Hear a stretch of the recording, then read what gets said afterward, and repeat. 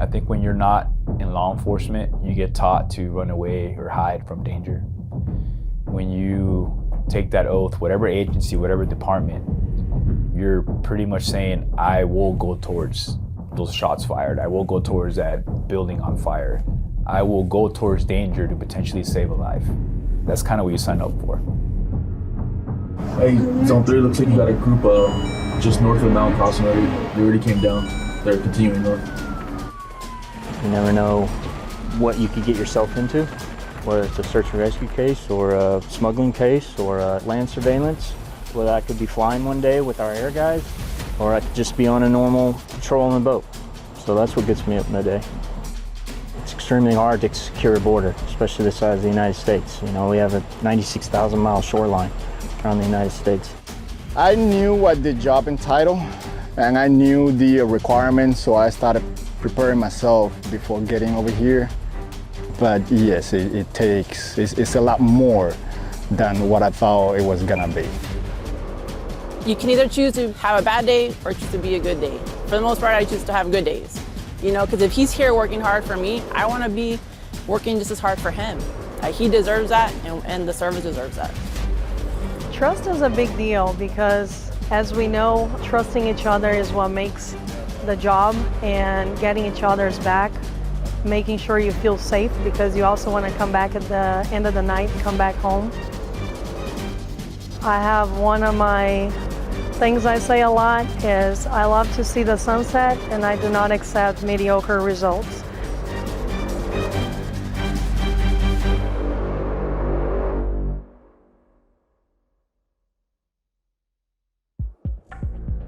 If I fail to do my job, or if my whole crew, my whole team doesn't show up, and we have all those containers coming on a daily basis with imports, a lot of products will be into the commerce that can be harmful to your kid, to my kid, but also harmful to the US economy, right? Sometimes we want to look for the best price.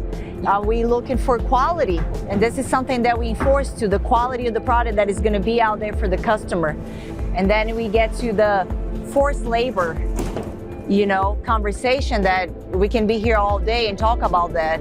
This is something that maybe doesn't affect us, but in other countries, we have little kids working, making those products, and that's why we're paying dirt cheap, and that's something that we enforce as well, forced labor. It's a privilege to use the knowledge that I have to stop illegal narcotics from coming into this country in this capacity. Chemistry serves a role in protecting this country by identifying controlled substances that are brought illegally into this country. It identifies people that should not be in this country through forensics, such as latent print processing. LSS has expanded into digital forensics, which is able to enhance our capabilities to our officers at the front line. To be honest, I just saw like a bunch of movie scenes in my head of law enforcement running around and jumping into burning buildings and stuff like that. But I had an idea because I grew up in the border town, so I kind of saw Border Patrol, but I never knew a lot of what they would do behind the scenes.